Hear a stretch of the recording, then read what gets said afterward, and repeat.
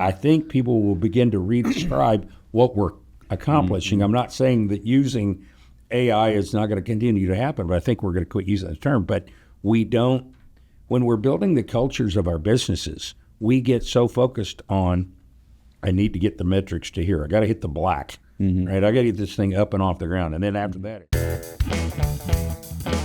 Matt Woolley Podcast.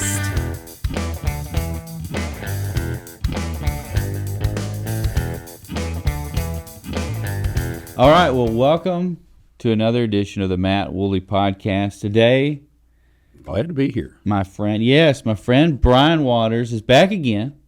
Brian, thank you for being here. You already said that glad you're here, but thank you for being here. Always a pleasure. Always a pleasure to talk to you. Brian is the owner of Open Door Cigars, a great Fayetteville establishment that I frequent and buy many wonderful cigars from. Brian has a fantastic background. We've gone over that in a previous episode. You were in the police department, Fayetteville Police Department for how many years? 28 years. 28, I think. 28 years. Had a ball. And you've seen a lot of things. Yes. You've seen Fayetteville grow up and continue to grow up. But we started off a conversation the other day at your fine establishment. We're here today to just get into culture. Yeah. So for full... Like one of my favorite topics. Yeah. So, full disclosure here, none of this is prepped. We had some ramblings and have had ramblings in the past, and Brian said, we need to get this on tape. Yep. Or digital, whatever. Somewhere in the nether Yeah. world. So let's start. Okay. Okay. Mr. Waters. No, that was my dad.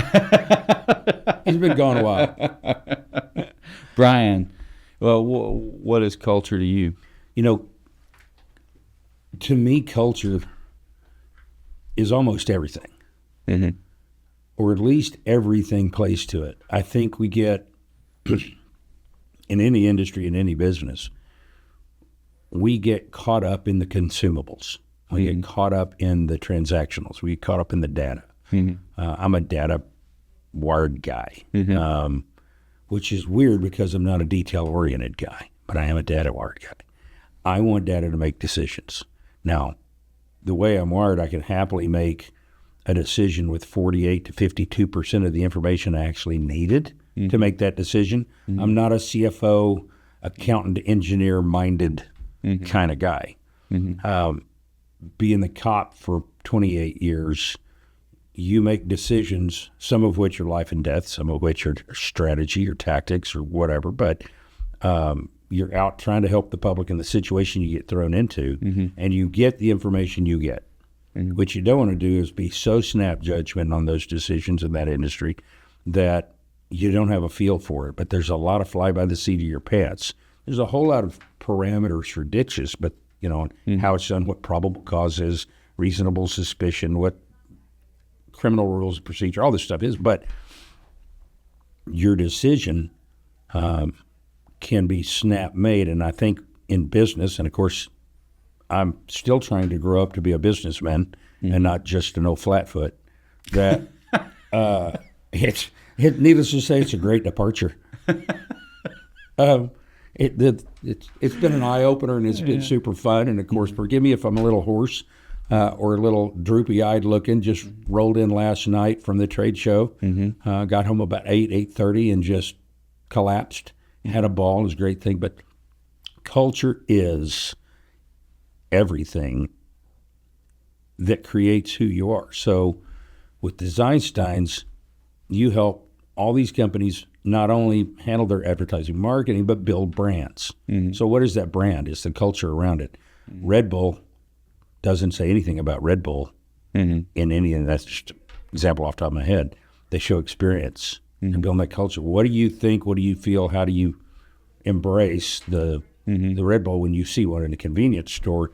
Mm-hmm. And they've sold that to you off of great media where somebody's skydiving or extreme. And it's stuff that gets your attention. It looks fun. It looks intriguing. And that's from overarching standpoint in my mind, that's that. But then it boils down. So in your company culture, in my company culture, is really the same thing. How does every employee feel? What went into that? It's and what is normal? It's not like so many people's core values that they have posted on the wall in the boardroom, and you look at them if you know the company and you think, I think you put goals up there. You want to be that, but I don't think you are that. Culture is what it really is. There's Supreme Court rulings, and of course it comes out of law enforcement. There's Supreme Court rulings that on policies and procedures that culture actually overrules written policy and procedure. If you have a policy and procedure that says there is no coffee allowed in your office while you're working. You cannot have coffee in your office. You go to the break room, have it, can't have it in your office. But everybody knows that everybody has coffee in their office. The culture is that coffee's fine in your office. And you can't come back and deal with an employee based on the rule says there's no coffee in your office. You can, on the other hand, if from the employee side, say everybody drinks coffee and everybody knows it. It's not hidden. It's out front. So that culture, that's the culture of the business. The culture of the business is okay to drink coffee in your office, if you will. And that goes through everything from the products that you take, how you handle those products, how do you handle your clients coming in or your customers or whatever you have. Each of those things plays into the culture, and it's like any leadership, it's top down. If you're not exempling it at the top, the employees will take it. Well, the same thing goes if you have an establishment like mine, which is a little bit of a odd mix. It's almost like a clubhouse for people. It's where they go. There's no drama. We all need a third place. We have home, we have work. We kind of want a place we go that's like, right? Yeah. And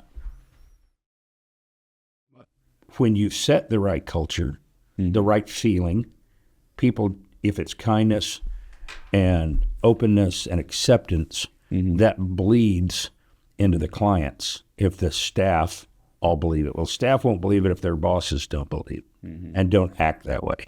If your first reaction is to assume somebody who made a mistake did something outside of the lines, if your first assumption is they did it because, and you choose the most negative one, which we do driving, road rage. Somebody cuts us off, we immediately get mad about it, and we're like, that guy, whatever, did it to me. And it's, okay, let's think of another possible excuse. Man, he looked down, changed his radio station, and faded into my lane.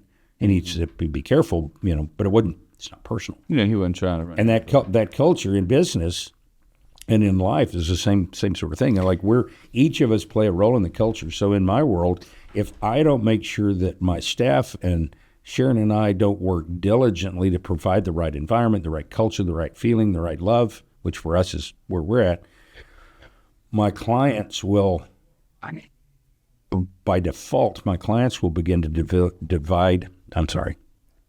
develop my culture in my shop. That's not me. It may be one that's not grace, mercy, acceptance, welcoming. It will be I've been in a lot of cigar shops around the nation where you walk in and you immediately feel the cold thing of who are you? What are you doing in here? Are you right? You're not part of this club. Yeah, you and I may be traveling, stop to support a local brick and mortar, buy a couple of cigars, and you get. I've been to one of those. Oh, I've been in a bunch of them too, and I've been in ones that's the antithesis of that. You walk in and everybody there. Isn't that funny? Getting off, and this is just me being human, picking people apart. I shouldn't do this because you should have more grace. And it's funny that you. There's so many thoughts as usual when I talk to you. There's like 3 million things going on, as you're saying. The road rage. We'll come back to that. But it's funny. You go certain places and. Your brand, it is your brand, but your third place, your haven, Open Door Cigars, it has some really good brands in it, It does. And One Eye Jacks does the same. And what's the other one in Cigar District? Cigar District. Yeah, Bobby and China. They've got some great people. They've got some great ones. We get some well-rounded cigars in Northwest Arkansas. We do. We do. But what's funny is you go somewhere that's not Northwest Arkansas, and you go into the cigar shop, and you see a couple of notable brands, and honestly, you see some other so-sos or whatever, but you get that cold that you're talking about. Mm-hmm. Like I've always said this, and this is probably a faulted thought process, and this kind of part of the culture thing, but like, you never met a guy that just thought that, he was the old school term, the cat's pajamas. Oh, yeah. You know what I mean? Like, nobody could touch him. If he touched it, it was excellent kind of thing, Well, I can allow grace. It's not right, but I can allow grace for that attitude if he hasn't been humbled and he's had a lot of really great successes. I can see where, as a flawed human being, that gets away from you. Sure. I have more grace with that than I do with guys that are like, where's this coming from? Same thing with establishments. Like, where's this coming from? Yeah. How did you come to this conclusion that this was going to, this is how we're acting? Yeah. Well, and it's funny, the old adage that whoops, you TV for the first time ever. You get what you tolerate. Okay, you get what you tolerate. If I as an owner, you as an owner, if we see something going on within our domain, our little world that we run, and we don't address it, and it was a little, I don't like the term off color because people put that in one category, but a little below the bar that you and I want to set, and we see it happen, we don't address it. That will creep in there. That will become part of the nature of not only your staff, but your sets clients. A precedent. It sets a precedent. And people, we're all human beings. There's a sociological theory called the bystander effect, which says that anthropologically we all grew up in tribes, and that if you ever disagreed with your tribe enough, that the tribe would basically outcast you, and you couldn't survive without the tribe. It took the entire tribe to stay alive. And if you got kicked out of the little society, like you couldn't make it, right? And so there's this thing they say is wired in all of us to try to not step outside of the group we're in. In other words, sheeple, right? I mean, people follow and they don't stand up and push back on something that they don't see as right. We as bosses are terrible to do it. Our middle management, none of us like conflict. We want to get along, and a lot of times we write it off saying, you just had a bad day. I'll go, okay. But how much of that does it take before that culture that you're wanting to grow, you're wanting to set, begins to deteriorate, fall apart? Well, let's step on some toes.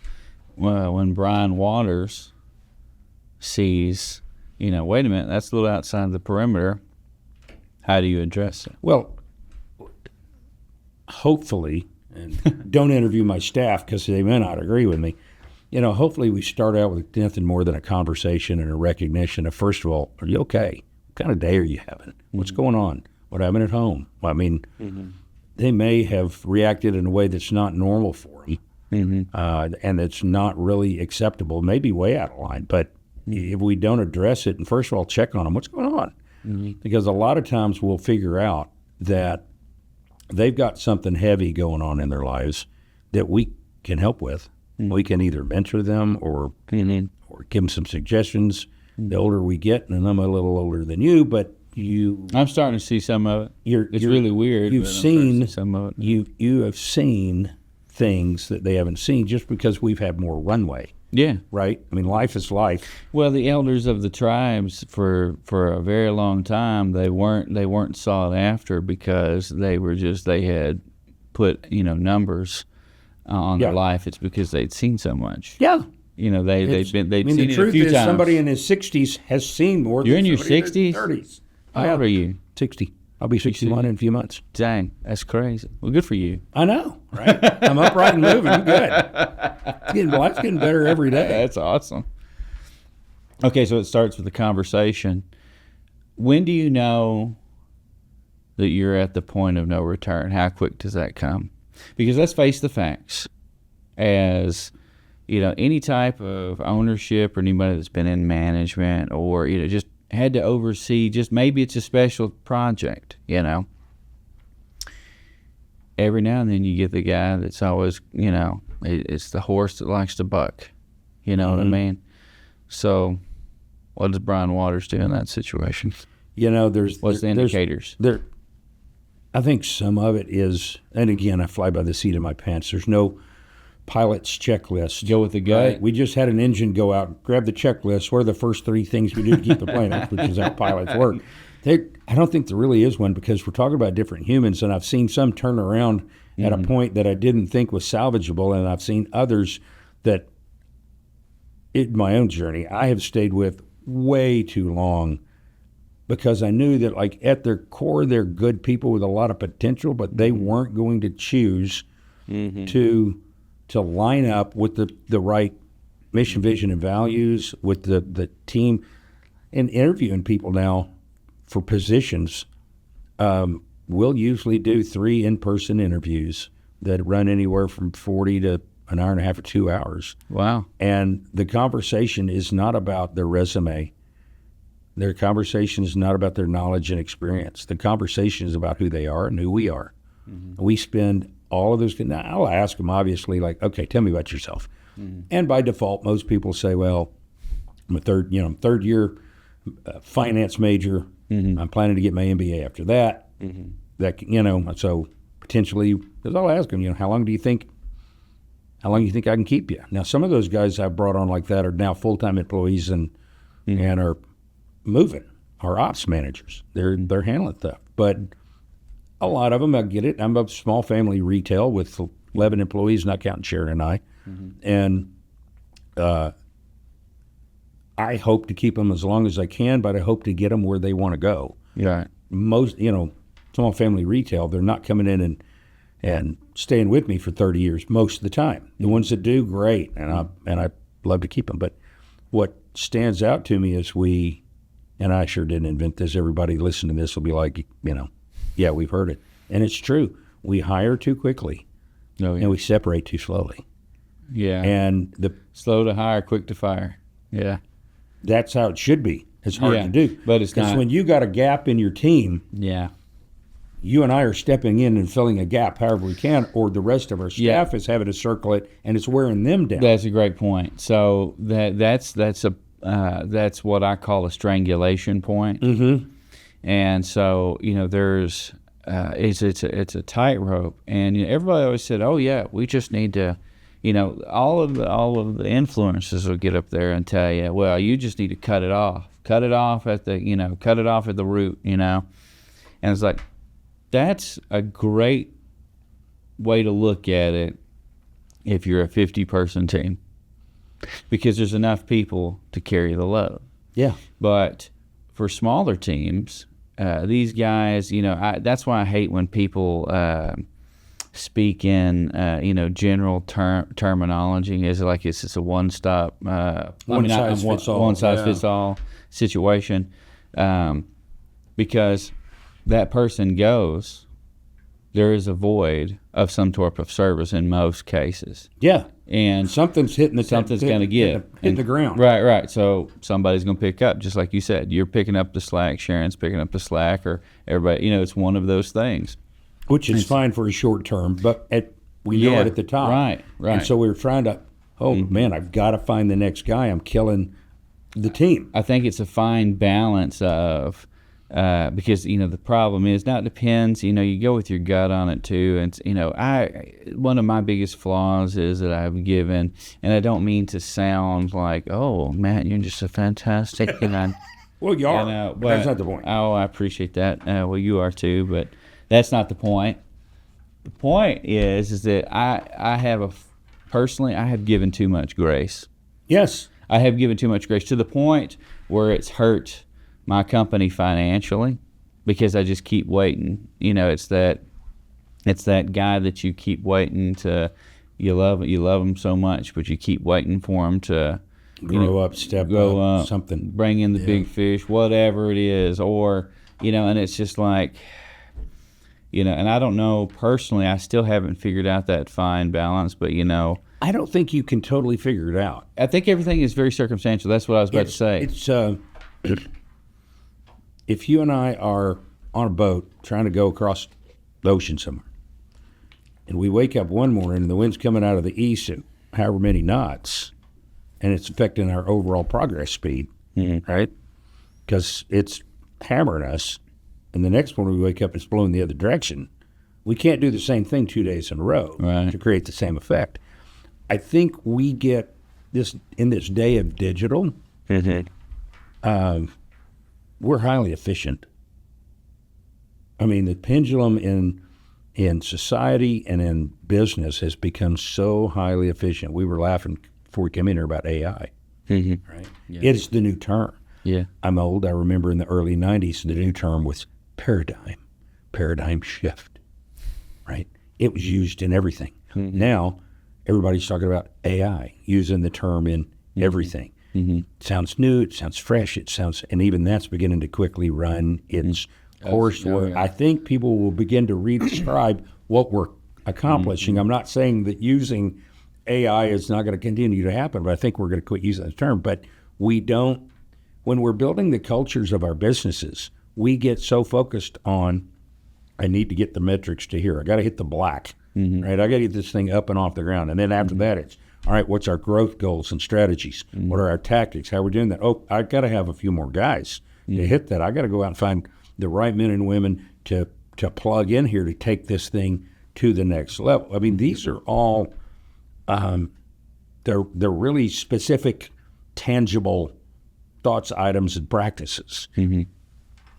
Culture, on the other hand, this whole time, how do we act? How do we make people feel? Do our employees want to be there? So Chick-fil-A, everybody, the book Good to Great. Chick-fil-A is this company that sees itself as good, and everybody in the world that's not in Chick-fil-A will say, no, it's great. Like they're a real unique one-off, right? They really are. And you can use high school kids and handicapped kids, work only 6 days a week, not 7, and crush the competition in your quick. Great recipes, great service. I've great never method, heard anybody that worked for Chick-fil-A come back out of it and go, horrible organization. Everybody they put on a good face, but they all treat you like crap, right? You can even see the interactions when you're in the when you watch the employees. Well, you go from no rag on McDonald's, but you'll see in McDonald's, and you can see the way they talk to each other at McDonald's as opposed to the way they talk to each other. Because that's I've said there's no greater indication of stress levels in a very busy restaurant. I was a waiter for 2.5 years, and there's 3 things that you don't get in front of somebody. It's their family, their food, or their money.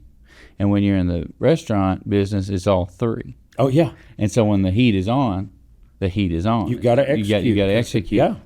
And I will say, Chick-fil-A is always like I've never gone to a Chick-fil-A and they're not just bubbling over with business. No. But they seem to keep their calm. And they seem to be like, hey, guys, where are we? It's not like, I've seen guys screaming at each other at McDonald's yes. there. I didn't think about this until just now, but in the last 6-8 months, I have heard more than talking about inflation and, the recession, not recession, this whole conversation about national finance. Use McDonald's as an example of, I can't believe what a burger, fries, and a Coke cost. Oh, it's insane. Right? Yeah. And I'm not saying it wasn't a good business decision. They didn't have to do it. I get it, right? We're both in business. We understand that supply chain is what it is. We just came through the pandemic and all of that supply chain problem, everybody pulling back, even in service industries, to whatever. Now, it just dawned me, this whole time, I'm betting Chick-fil-A had some price increases. I have not heard a single person talk about. Oh yeah, good call. Not Chick-fil-A. Now, and I need to munch on that for a while and see how I can take that home, because I'd like to be the cigar shop where people go, yeah, time's tough right now, and stuff. Food's costing more than food did you cost 4.5, 5 years ago, and we got to pay for it. So I'm not upset. I get what I pay for. They're willing. There's one on the other, and I love a Big Mac, dude. I'm a nice time. Hey, too much cop food. Big Mac, Double Taco Bell. Pounder guy right here. Double quarter I can pounder eat me some junk food. I'm good. Yeah, man. But I don't. But don't think I don't miss it. Right. I don't because I'm 60, I'm with not because I don't want to. I've tried to lay off it as well. Yeah, it's There's a slip up every now and then. yeah, my girdle just won't hold but so much. Right. I gotta back. But yeah, the culture. I mean, if we think about, we back it down to okay, why? Why is it I haven't heard anybody in the last year gripe about price increases at Chick-fil-A when honestly I probably know more people eating in Chick-fil-A than I do McDonald's these days. That's a great point. So, I've said this for a long time. Not everybody's this way, but people, when they have, and this is the truth, when they have an emotional connection, they will turn a blind eye to certain price increases to a point. Where they can't avoid abuse. Yeah, I mean, if you have a cigar that's been the standard $12 for the past 5 years, and all of a sudden it's $22, there's going to be some questions. Yeah. But going 12 to 14, probably not so much. No, the services that y'all do at the Einsteins, you don't try to protect your client. You don't wait 8 years, 10 years, and then catch it back up to where it should have been staying during that 8 to 10 years, right? You've stayed with market value for the product and service you provide. I know in the cigar industry, no brick and mortar cigar shop can compete with any of the online giants on price point. All right? The online stuff is transactional. Nothing wrong with it, and I am not griping. We're online. My shop's online. So please, anybody listening, feel free if you're not around. What's that web address? OpenDoorCigars.com. Perfect. Just feel free to jump in there and order, and I'll ship it anywhere in the U.S. you want, other than a couple of states that might be a little farther left. That I can't. Anyway, for the most part, there's not a lot of places I can't get you a cigar. But so in going into it, like I recognize the fact that what am I selling? I don't sell cigars. Having cigars, having good tobacconists, being great at service and hospitality, that's who we are. You sell experiences. We sell experiences. Yeah. And now, when's the last time Matt Woolley was able to smoke a cigar with his friend on the internet and catch up?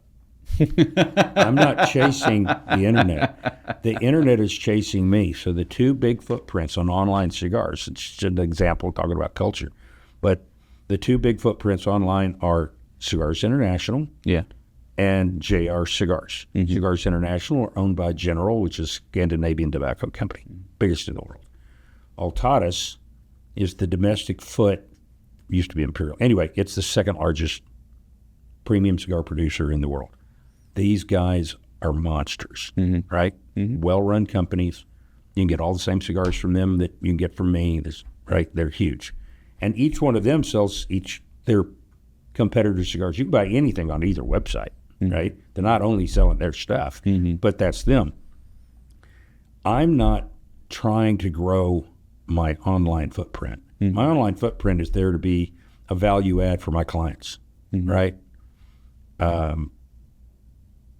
Whereas both CI and Altadas are opening brick and mortars.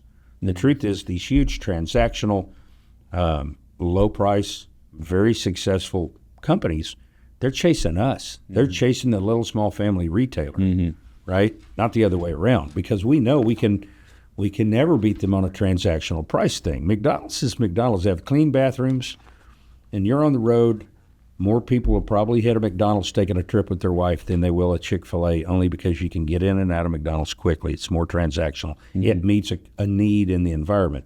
But you're right. If you look at the staff and they're working together, these kids are outside, bundled up, 4 lines deep at Chick-fil-A in 25-degree weather with a smile on their face, handing you a free cup of hot chocolate because you're in line waiting on your chicken sandwich and fries, waffle fries. And they seem to be having fun.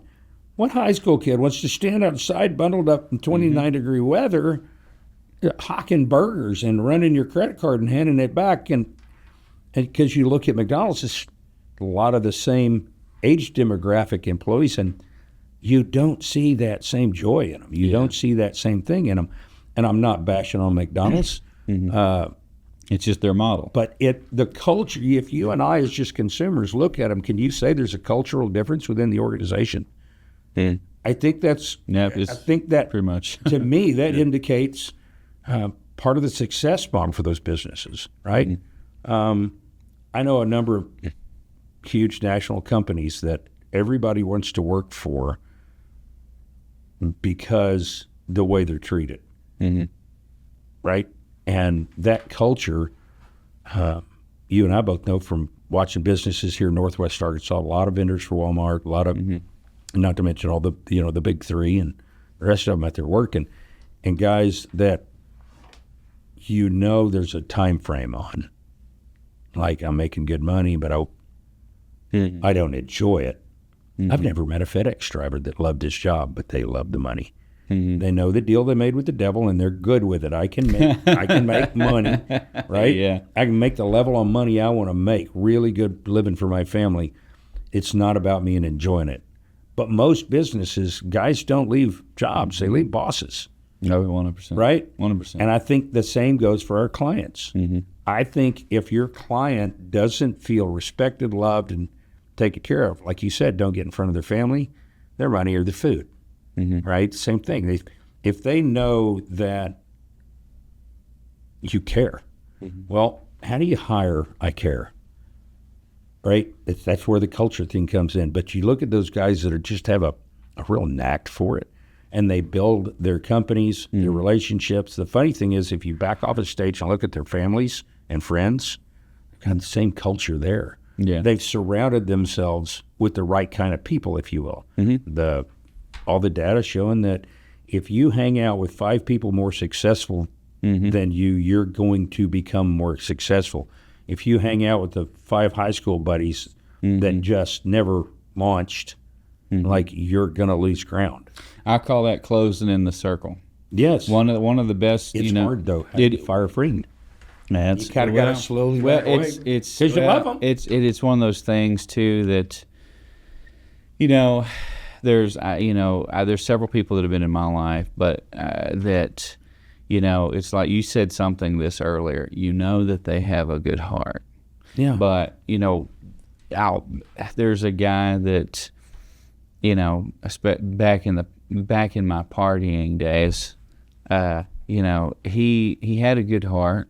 He's a great musician, and I am a musician. Oh, yes, as you well. are. And but he was the guy that, if there was a party going on, he just showed up for the party. He wasn't asked, what can I bring? Or, he was just there for the good time. But if that wasn't bad enough, he's the guy too that, he's the Debbie Downer of the group. Like, if somebody was, Everybody else had to make him feel valued and how bad it was. Or he always brought little drama. You know what I mean? There's always some kind of little drama. And the thing that I tell everybody, it's that especially these younger guys that are coming to me, it's like one of the biggest mistakes that I made that I've had to learn a hard lesson on is closing that inner circle in faster than I should have. Because at the time, back in the day, when you're younger, you're like, oh yeah, I got friends coming out my nose. You know what I mean? And there's an old guy told me one time, this is way back then, he said, when you get older, you're going to be lucky if you can count best friends on one hand. On the 5 digits there. Most people that will give you, at our age, they'll give you their 5.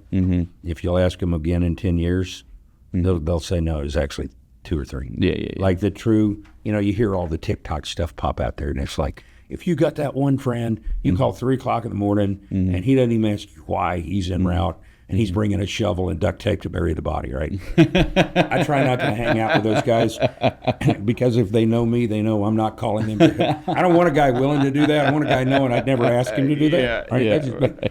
But yeah, I mean, the farther I get in my own journey, the more I realize that some of the tropes that we hear, but the adage is correct. Like, the older we get, because if you and I are putting up a facade, how many years can we do it before the people around us begin to catch on that, not so much. Matt acts this way, Brian acts this way.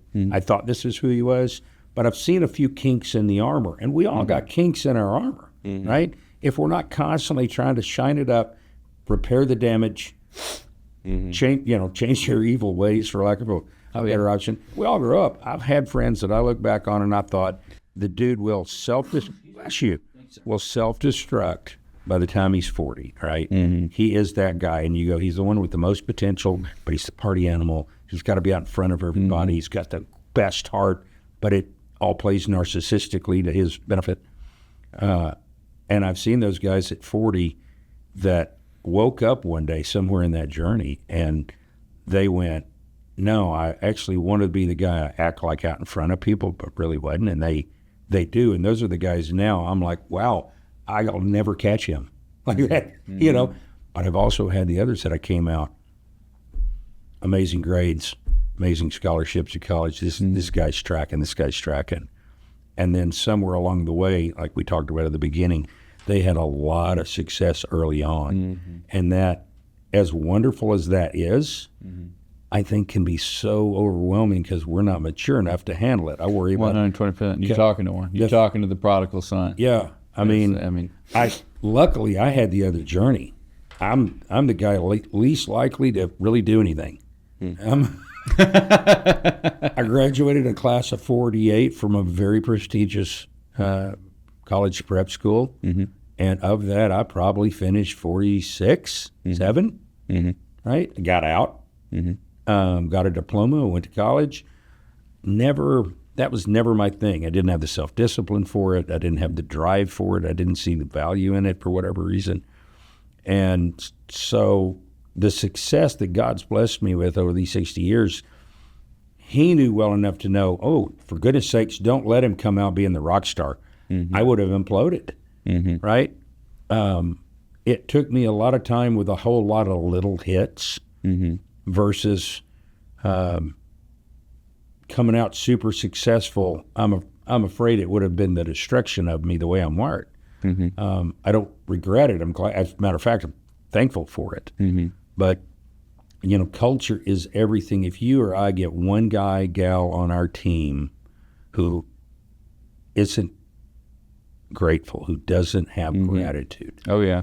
I was talking to Bad News Bears. I was talking at the trade show to one of my closest friends who is the senior vice president. He is the number 2 guy in the 5th largest cigar company in the world, premium cigar company in the world. And they have one of the most brutal work cultures. They take no prisoners amongst themselves. And you either fit there well or you don't. But the guys they've got on hand do. They all get it. They get off duty, they all drop the work stuff and like they got each other's backs. They work hard. If they're at work, people would say they have a bad culture. They don't. It's a very loving culture. But that senior VP, who is the number 2 guy in a tough, big, well-run organization, is the most grateful man about the opportunity he's been given. And the weight on his shoulders, I couldn't handle. The weight on his shoulders daily is just mind-boggling. And you ask him, how is it I got here? This company has literally doubled their size of production, and they were number 5, right? Because the number 1, 2, 3s, and 4s are just internationally. They're not privately owned; they're publicly owned. This is a privately owned company, and they have doubled what they're selling in 4 years. Wow, that's 100% growth in 4 years of a company that was already 31 years old at the time and very big, and they've doubled that. Just from a business perspective, it's amazing. If you go to their factory and you look at the staff in a third world country, they all have the same joy. Like they have built a company where and they only hire the best. And if you can't cut it, man, we're sorry, you got to go. It's a tough culture, but everybody there loves being there and knows I'm safe. I just got to work hard. Yeah. Right? They are just full of joy and gratitude, and they're all in for the team. And that's really hard because if you're at Design Steins, if you're grabbing a guy that's 23 years old, he's come out of school, great, you're giving him a chance. Like you got to mentor and control the culture around him. You put him in a group, he's going to follow whatever group you stuck him in. Like rarely does he have enough intestinal fortitude on his own to do it. So the culture is everything. With my my team is good. We deal with the same problems everybody else does, right? I think I'm more proud, though, of the culture I think that we have, and I'm constantly trying to check it, we have with our clients, because I'm not there all the time. Right. Right? And my staff is selling that culture. And I check with my clients. I see it when I come in there. And when I come in there, I hope you tell me if you have a bad experience one day. I'm not going to lop heads off. I want to find out if there's first of all, if I got a team member that's having a rough time. And I may find it out from finding out he had a horrible day with you. Because he's not going to come to me and go, hey, wife left me, right? No, I think everybody. Just to give you, a shout out.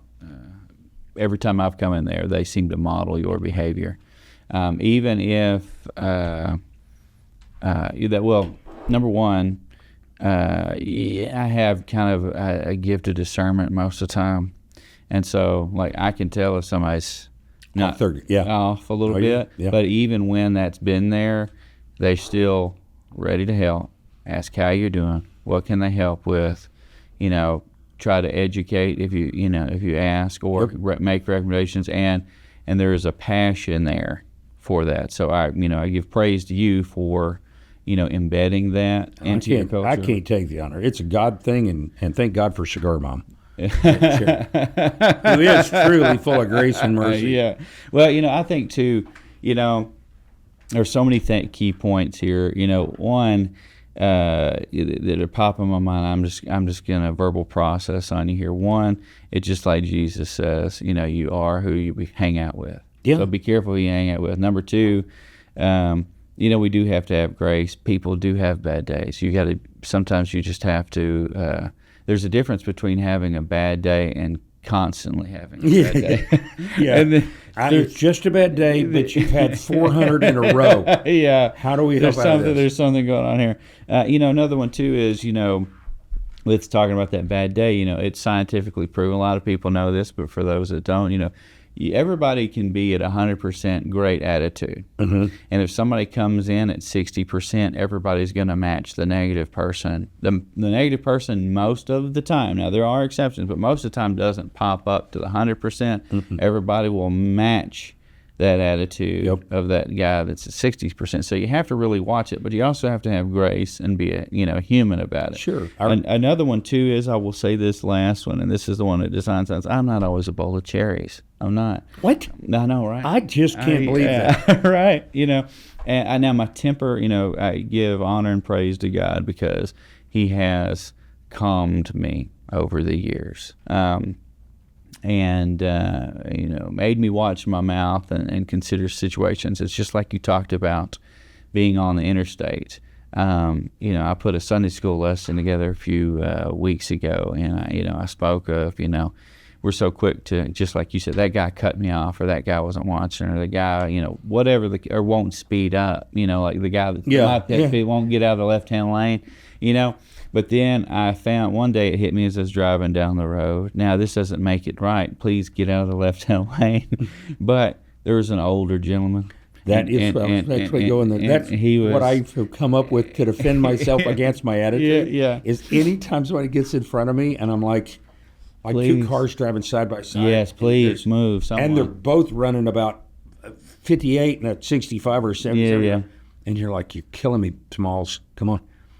I have told myself I'm going to default to that's either a little old man or a little old lady, and I don't want to pressure them. Right. Now, I tell myself that because when Mom and Dad were getting older, like, I was just protective of them, and that thought of they're doing their best. They're little old people. At least they're out. Right? Yeah. And I figure you get up next to them, you're going to see this. Yeah. A little old blue hair. And I can't. I've done it before where I got mad, and I pulled up next to him, and I'm like, I feel so bad. Like I was mad at that little old lady. So, you can tell they're nervous. Well, so now I just tell myself it's a little old lady or a little old man. That's funny. And it lets me just go, And if I get up there, by the time I finally get up there where I can look, and I look over there and I got a 30-year-old doing this, then I go, all right. But I've let it's already gone now. I'm no longer ready to be twisted. Here's one thing that hit me hard. So I used to be like, so here's where was my transition. One, I used to didn't care.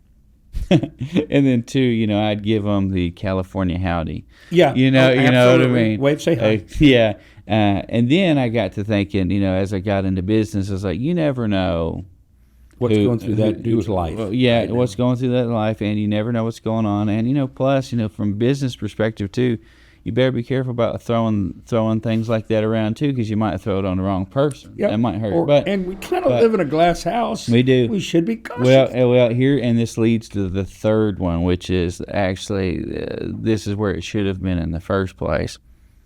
What's God going to think about that? Yeah. Is this who I want to be? Is this who I want to be? And that's, I think, a good perspective on culture. On our walls, just like you said, on our walls we have what we have quirks and quirkisms, and it's a play into the whole science thing. But we have our quirkisms. Our quirks are our fundamentals, and our quirkisms are how we behave with those fundamentals. Yep. And the truth of the matter is we don't always follow them. And you know what? We're not always going to follow them. They exist to help steer us back. Guide rails. Yes. This is we're getting who over. we basically are, and it is what helps us stay basically who we are. But doesn't mean we won't. But when you put them up there and then you just ignore them completely, or when you put them up there and you turn a blind eye to that one too many times, or when you put them up there and it's really just for show, for when the clients come, they think, oh, you guys are great. That's when you got a problem. That kind of goes back to when we started this conversation, people showing up. And, you can put on social media all day long. Brian Waters can become a TikTok influencer, which, by the way, check out Open Door Cigars on TikTok. They're doing a really great job. I do enjoy the TikToks. Shout out to Warwick Media. Okay. Well, they're doing good. They're doing good. I finally got wise enough to stop trying myself. Well, that's perfect. I stink at it. That's perfect. Well, anyway. You do good, but anyways, whatever the case, you can put all this stuff online and all this really great content. You can have professionally done content that says, This is who we are. This is how we do, and this is how you should do it too. But then what's funny is you get into the nitty gritty of things. The truth comes out eventually. Oh yeah, there's no such thing as a secret. Eventually, and if you stack the deck in favor of influencing people to the wrong narrative. That's gonna bite you really hard in the butt. Well, whenever and it comes the up. feeling about culture in anything in our families, right? You put intent as a husband, father. You put intent into your family, right? Because you recognize that we're going through life, and there's going to be things, and the wife and I aren't going to agree. The kids are going to do something that we're like, can't believe that. But I didn't raise you that way. Whatever. And so we're constantly working it. Now, we step into business, right? And we build our companies or try to, and we're basically building an airplane in flight, right? We're having to do all this while we keep moving the needle, while we keep churning and burning. And when's the last time any of us, and I only say this because I'm going to be able to say, I thought of this, and we're actually doing something now, but I realized that I've been going a long time when I didn't. I demand of all my staff great service and great hospitality to develop great relationships, which creates in us to be a destination location, right? And my staff does an amazing job of that. And it dawned on me, okay, we always got to be working on culture. So culture is never done. This water bottle is done. Culture is never done. Culture is constantly changing. Now, that could be to the positive, or it could be to the negative, but it's always changing. It can't be static. Thing. It's a living thing. It cannot be static. And so what are you and I doing every year on our annual business plans, right, from our positions to grow culture positive? So I wonder what Chick-fil-A does, because they've maintained this wonderful positive culture that they wanted to build the way they wanted to build it. They've done it their way. So for us this year, I demand of all my staff that they serve, are hospitable to, that they develop a relationship with. They figure out a way to love that guy, that gal. And not all of them are real lovable. So it's not easy. Like what I'm asking them is not easy. And it dawned on me, what have I done in the last couple of years? What have I done in the last 8 months, whatever, to really do the same thing to my inner family, to all of my staff? And I made a it's kind of a random thought decision that I'm going to do a one-on-one with each of my staff members. Now, obviously, big, huge corporations can't do this one, but I did it from the standpoint of culture. So I'm taking every single member of my team out to cigars. We can't go to Open Door. We have to go to Black Crown Social. We have to go to Cigar District. We have to go to One Eye Jack's. We have to go to Ash and Ember over in Siloam. Maybe we go to 906 or Winston's in Fort Smith. But we're going out on basically a date night. And they're all men, so safe. But if I had female employees, obviously, my wife would have to take half of it and do it. But we go out for a cigar and just sit in somebody's support local, take care of one of my other buddies that own cigar shops or cigar bars, have a cigar, relax, talk, not business, just hang, and then go to a really nice dinner. So I've knocked out, so far I've gotten 2 of them down first quarter and fixing to hit, I think, 4 second quarter. But we've gone to Cigar District, to Bobby and Jonna's place, hung out for a while, smoked a cigar, visited, engaged, shook Bobby's hand, hugged his neck.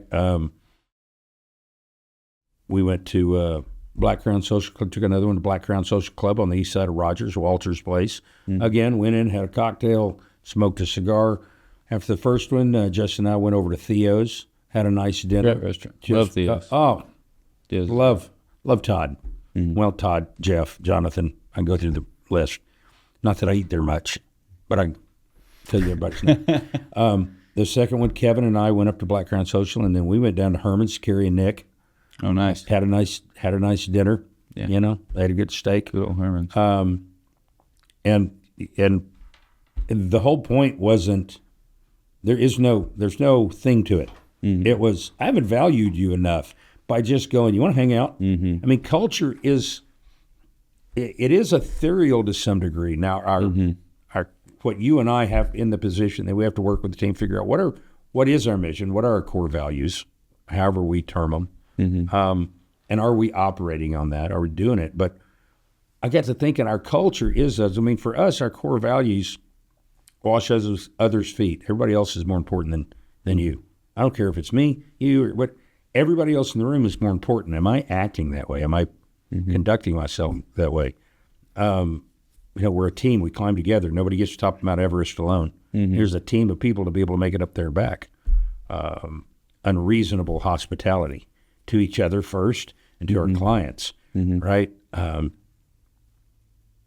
Just do the right thing, right? If you got to filter a decision through your head, what's the right thing to do? Not what's the most cost efficient, right? Not what's the most expedient. What's the right thing to do in the situation? And I got to looking at it and think, like, what am I doing outside of when I'm at the shop? I'm trying to live by with my guys, but what am I doing to really try to grow the culture? Well, when we walk into some of these other places and they see our friends that own cigar shops, see that we're not hostile to them. We're sending them business all the time. We want to support them. They're good people. I get along great. I saw 3 out of the 4 at the trade show and spent a little bit of time with all 3 of these competitors. They're friends of ours. We all know it. Right? How am I exempling that to the staff? Right? But the main thing was most of my staff are part-time employees. Right? And so to go out to a cocktail and cigar and full dinner at one of these restaurants is a rare event for them to begin with. Right? It's a rare event for me. But it was well worth what it's costing me just to go, there's no agenda here. I don't know if it'll work or not, but I think it will. It's about culture. It's about when they know that. Plus, they're getting to see other people in. Well, they're also getting to see you, and they're also getting to really experience you, and everybody gets to put their take their hair down and get on the level, as I like to call it. We started doing this. Now, this wasn't my idea. I have to give a shout out to, Brittany. Brittany was in the sled when she come on board.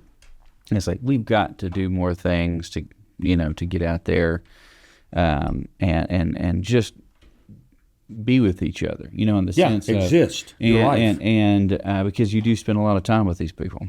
You know what I mean? It truly is. A lot of people don't like to use the work family, but it's pretty close because you're there a lot. You're there as much or more than you are with your own. Right. Yeah. And so But one thing, when I started reaching out for advice on this, one of my greatest mentors, a wonderful human being, he told me, I said, well, what is getting out and having a culture experience? And the first thing he said without hesitation was, it's not everyone goes somewhere to get drunk together.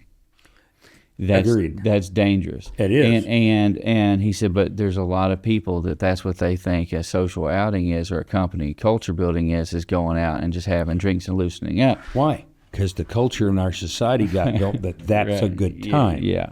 But I tell you, personal experience, just recently, we've done everything under the sun. I mean, we've gone and done several different things, from charity events to things like Top Golf or bowling or that kind of thing. And I tell you what, some of the best, and this is my recommendation to a lot of people, now you don't need to do this all the time, but some of the best culture building is going and just helping someone, going to a charity. Absolutely. We've put together beds, we've stocked groceries for the food bank. I mean, you name it. I'm not bragging about what we did. To give. But everybody had I say it because everybody had a fantastic time doing it. Mm-hmm. And most recently we went to what is it called? It's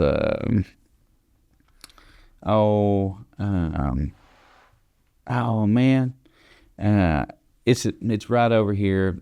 Forgive me, guys, but basically they have a bunch of. It's over here near Pinnacle, but they have a bunch of simulators, like golf simulators and different things, and they have beer on tap and that kind of thing. And we went over there just to kind of play these different simulator games as a team. But we decided after about an hour of doing that, we all sat down. And together we played Cards Against Humanity. And that was probably the funnest time we've had. Yep. And it was just, everybody's having a good time. That when I try to take my team and do something, I try to have something common that most of them would enjoy, right? So Sharon and I typically don't put together, let's do an escape room, which I know has been huge and been really good for a lot of companies, okay? But it's very specific. And stressful, too, if you want to win. Well, yes. This generation, they do handle some anxiety. I don't understand. If it gets bad enough, we'll kick a hole in the wall and go home. I'll pay the bill. Yeah. No, but it's singular, right? And what we try to do, we used to do it on the houseboat when Sharon and I lived on the houseboat. Now we do it at the pool.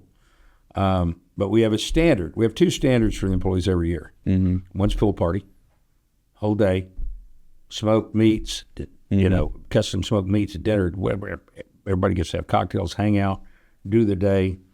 The other one's an employee Christmas banquet.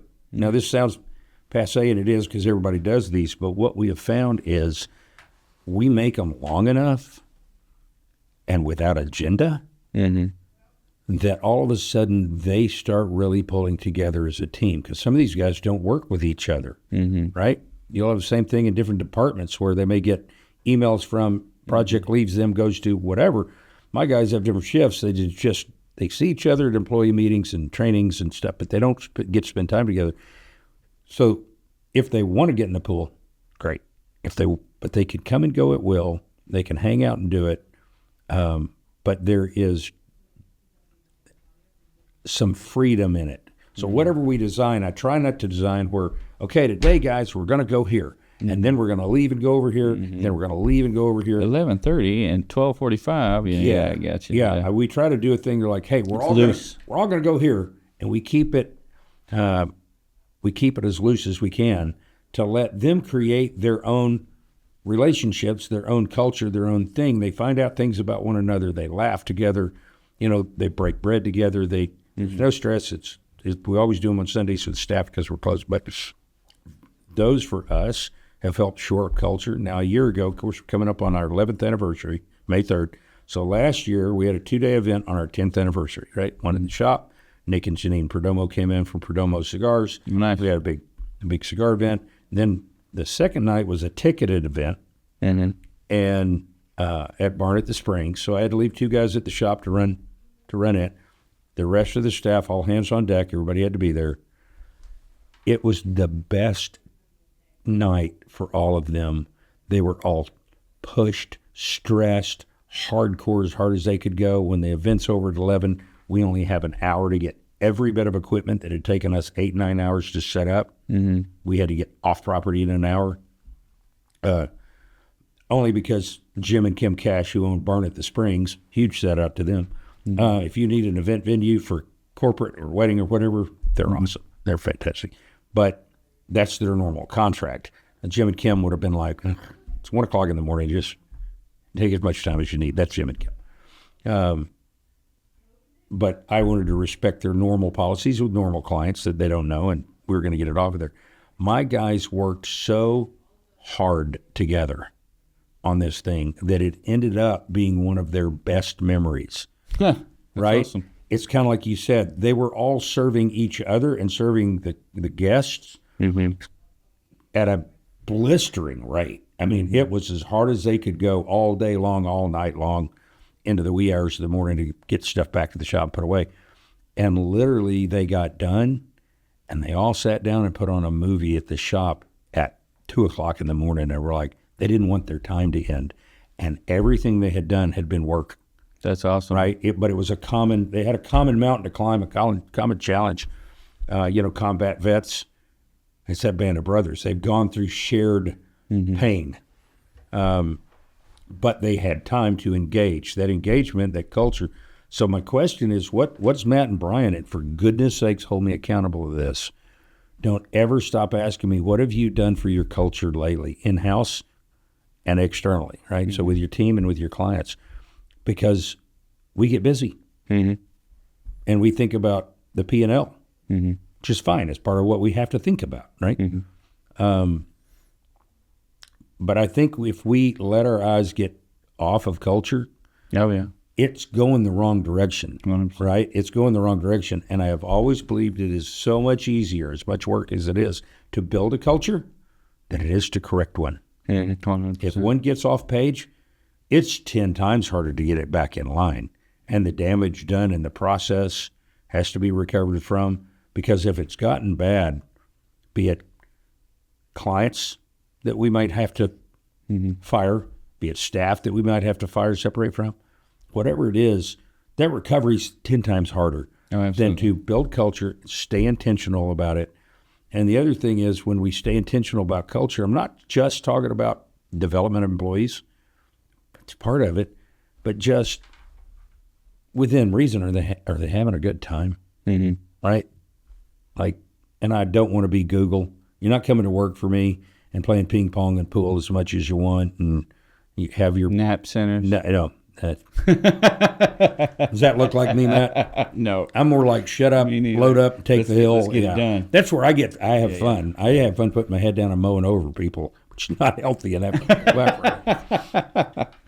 No, I'm with you. I think this is a good spot to end. We are out of time, unfortunately, and we could go on for another 3 hours.